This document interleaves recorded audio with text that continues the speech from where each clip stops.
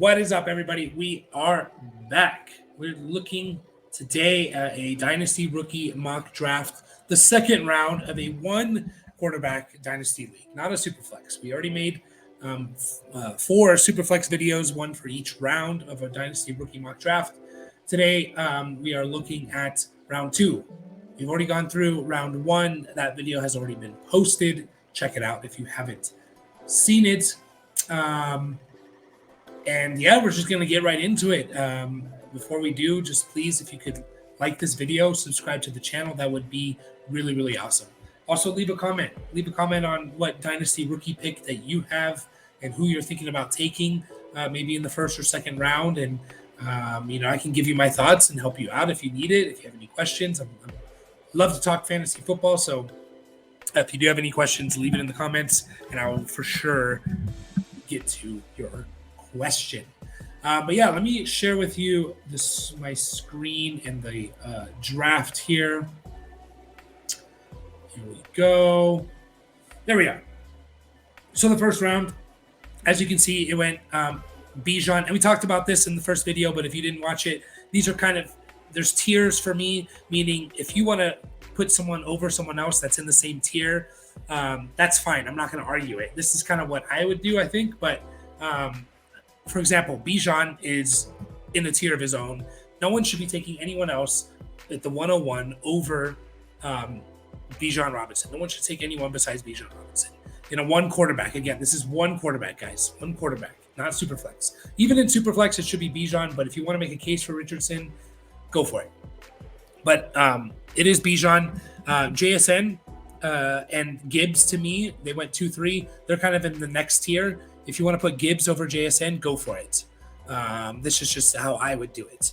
Anthony Richardson's a little difficult because it is a little bit dependent on, if you have the pick 104, but you have like Mahomes or Allen or Hurts or Herbert as your quarterback, you're probably not going to take Anthony Richardson.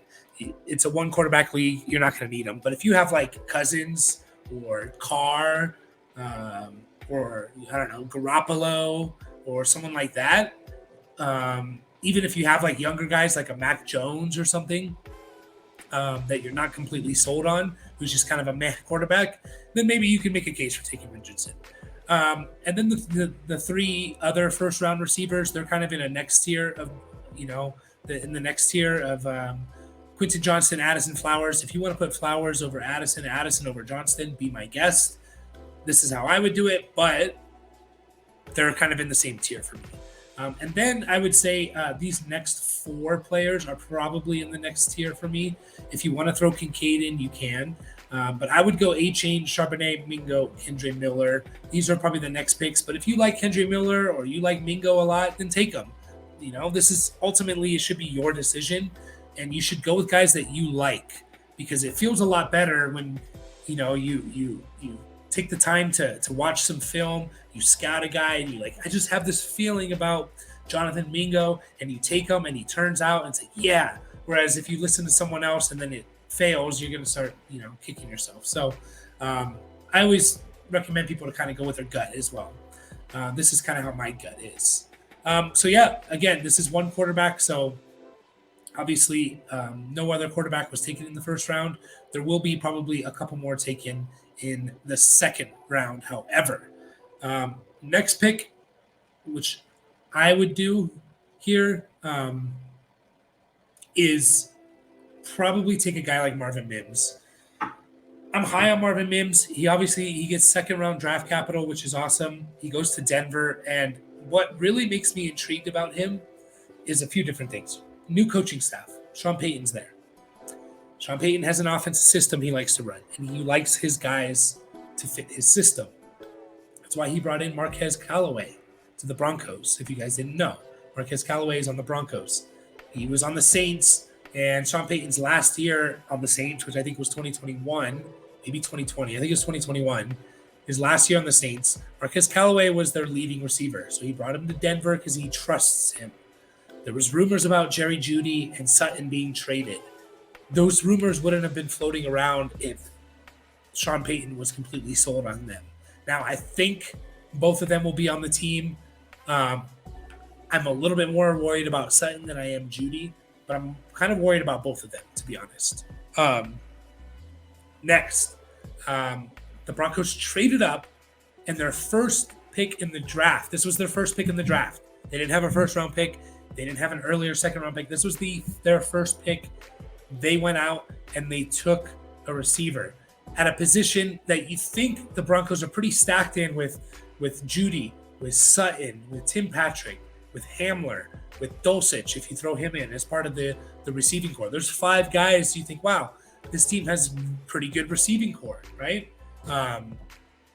Well, they didn't think so, obviously. They went out and took Marvin Mims. I think he's going to probably, his first year, take that Hamler role, which is very important in the Sean Payton. They always seem to have that deep threat type of receiver, whether it's like a Kenny Stills, a Devery Henderson, a guy like that.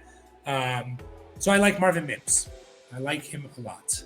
I'm not gonna let Bryce Young fall too far, because I'm very high on Bryce Young. I think, in my opinion, he has the best chance of being a really good, consistent quarterback. Maybe a top 7 type of guy, maybe higher. I think he can give you a good rushing floor of 300-400 yards. I love where he went and the coaching staff there. Vegas's over under, I think, for him was like 26 touchdowns thrown, which is crazy for a rookie. So they obviously think highly of him. I think, it's always like, well, running quarterbacks. Josh Allen, Lamar Jackson, Jalen Hurts. But look who's been near the top almost every year, and that's been Patrick Mahomes. You don't necessarily have to be a 700-yard rusher to be a top fantasy quarterback. You can rush for 300-400 yards and be a very talented passer. And I think Bryce Young can be that type of player. So I'm not going to let him fall too far. I'm not. Next, I'm probably going to go. I'm going to go Josh Downs here in a PPR league, which is what I'm mocking this for. I think Josh Downs can have a safe role. I don't think he's going to have much upside of being, a top tier receiver, but I think he can be like, a flex play, a bye week type of play receiver. And again, we're in the second round. It's already getting a little bit bleak in a 1 quarterback league, right? Relevant fantasy position. So I like Downs. I think, especially if Anthony Richardson's kind of starting from game 1, week 1, that Downs is going to be like his safety blanket. So I like that. I like Downs. I think he's kind of a safe play. Another player that I've really liked. I liked him before the draft. Is Jaden Reed out of Michigan State. I think he's super talented. I think he's a really fun player. I think he can be used in many different ways. I think he could be an all-around receiver, not just like a deep threat or a slot guy. And if you think about it, Green Bay's receiving core. Hang on, I need a cough. Excuse me, guys. Still a little under the weather. If you think about Green Bay's receiving core, you have Christian Watson, who I think people are overrating him a bit. I'm not saying he's a bad receiver. I think he's a good receiver. I don't think he's going to score 7 touchdowns on like 20 catches like he did during his stretch last year. I'm not 100% sold that like Watson's the alpha. You got Romeo Doubs, who I think is a wide receiver 3. And you got the couple of rookie tight ends that they brought in. There's not a lot there. Like Jaden Reed theoretically could be the best receiver taken. He could be more, Watson could be more of like that Metcalf, and Reed could be more of that Lockett type of receiver. And Lockett seems to always outproduce Metcalf, or, people underrate Lockett a little bit. And I think we're going to be surprised by Jordan Love and the Green Bay offense. I think it's going to be solid. And so I like Jaden Reed, and hopefully him and Jordan Love can kind of get a connection going there. Just double checking here. A running back that I really like, and it's not Tajay Spears. I like Tank Bigsby, but it's Roschon Johnson. There's a lot of potential there. There's a lot of intrigue there. He played behind Bijan Robinson, so we only got to see a little bit of him. I think he only had I don't even know if he had 100 carries last year in college. I'm double checking right now. He had 93 carries, 14 catches. He can catch the ball. He can pass block. He can run block. He's a big running back. He's going to break tackles.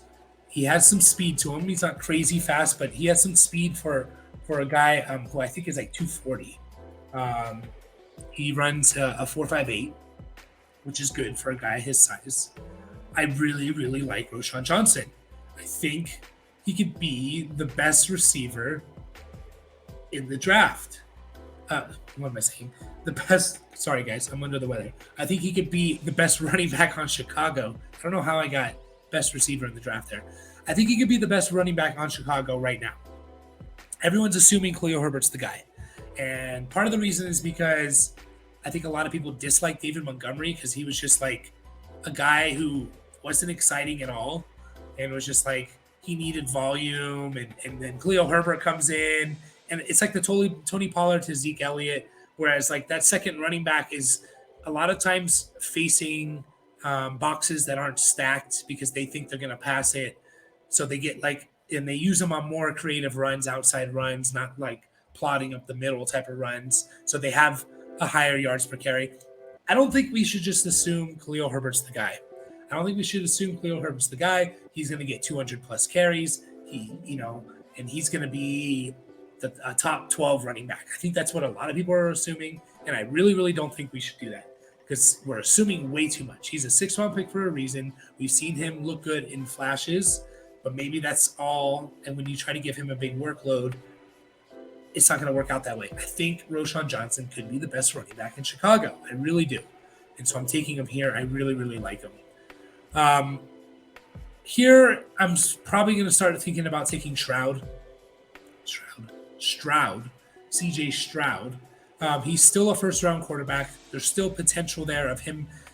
He could still easily be the best quarterback in this draft.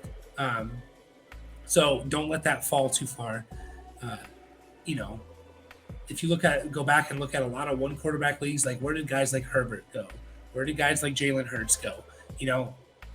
If you redraft them, they're going to go first overall, right? So don't let these guys fall too far, especially these first quarterbacks.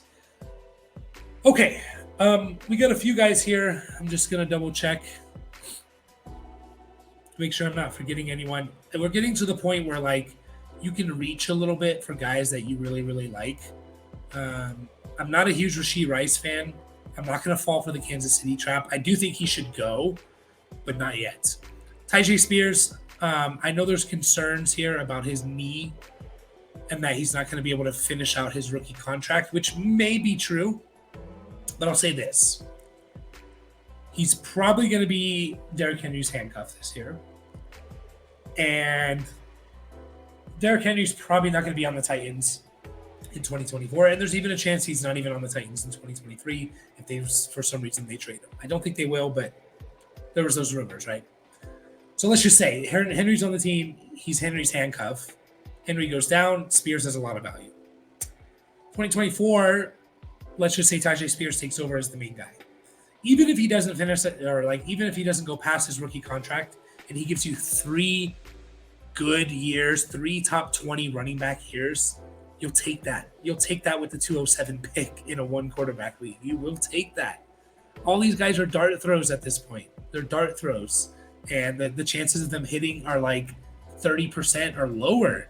So if you get Tyjae Spears, you had good draft capital. I know there's the concerns about no ACL, arthritis, whatever, no cartilage.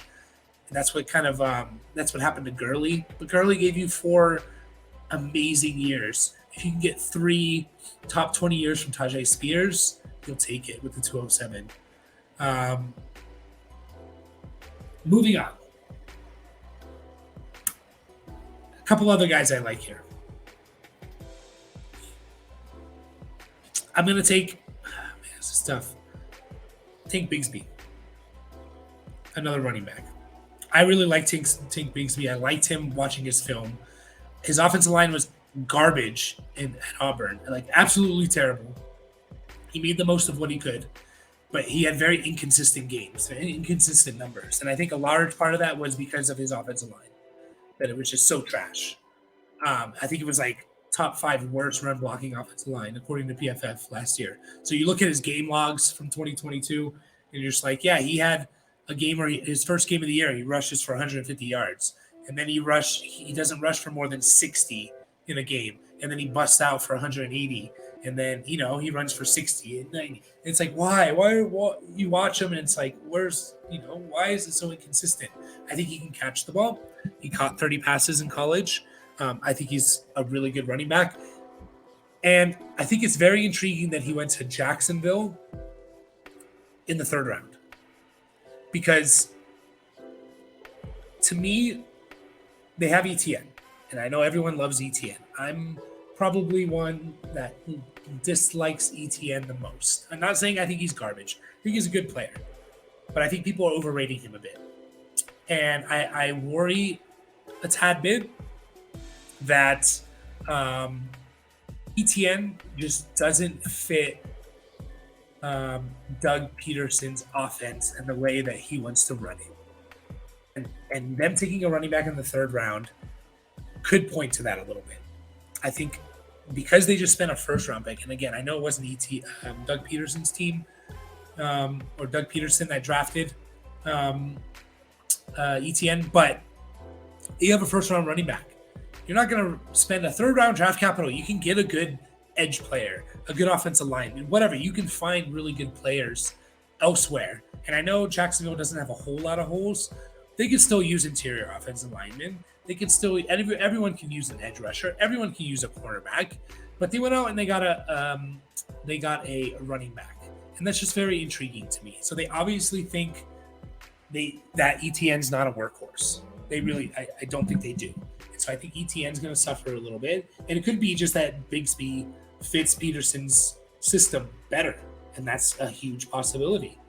I wouldn't be surprised if it was, So a little worried there. A little worried there. So I'm going to take my chance to take Bigsby. And he's, at the worst, he's a good handcuff to ETN. And I think he's a talented player. A couple more guys here as we finish out the 2nd round. Again, you can always reach for guys that you really like, which is something I'm going to do here. I'm going to take Michael Wilson out of Stanford, went to Arizona, 3rd round draft capital. I really, really like Michael Wilson a lot. I think he's a good player. I think he has all the tools to become a complete X receiver. Is he going to be a number 1, top 5 receiver in fantasy? No. But I think he could be a solid number 2 receiver. I think he could be a top 24 wide receiver, especially if they get Kyler Murray back or even if they take a quarterback high in the draft next year. He has all the tools to develop. He's not a one-trick pony like a Jalen Hyatt is, or even like a Rashee Rice. I think Rashee Rice is just kind of a solid possession receiver, in my opinion. That's what he is.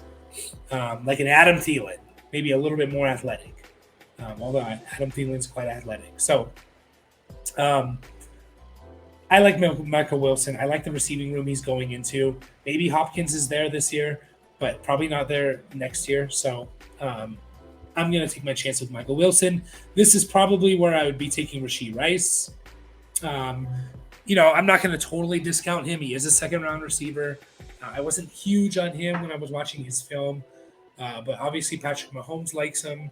You're going to Kansas City, and there's an opportunity there. I can't ignore that. I know they have Tony, Sky Moore, but there's an opportunity for him to be kind of the number 1 guy behind Kelsey. So I'll take that chance there with Rashee Rice at the end of the 2nd, but I'm going to take all these other guys before him. Just making sure I'm not forgetting anyone, and I don't think I am. I do think Michael Mayer still deserves to go in the 1st round, and I do think Sam Laporta. Now, would I take 2 tight ends if I was Team 12? Probably not. But this is more to show that Mayer and Laporta probably should go in the 2nd round, mid to late 2nd round, because they went to really good position spots. They're very high drafted. They're high 2nd round picks, which is very good draft capital for a tight end. Mayer goes Las Vegas, and there's a hole there.